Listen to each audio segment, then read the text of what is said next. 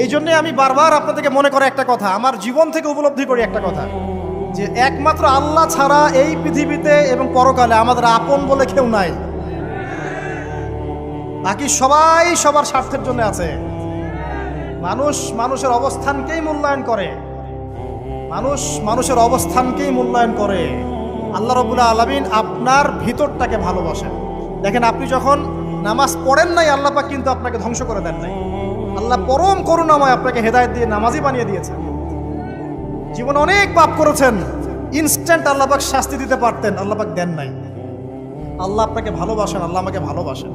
আল্লাহ পাকের এই ভালোবাসার ঋণটা শোধ করার জন্য হলেও নামাজি হয়ে যান, আল্লাহর পথে ফিরে আসেন, দিনের জন্য কিছু করেন, দিনের ফিকির করেন, পড়াশোনা করেন। প্রিয় ভাইরা, আল্লাহ পাক তৌফিক দান করুন।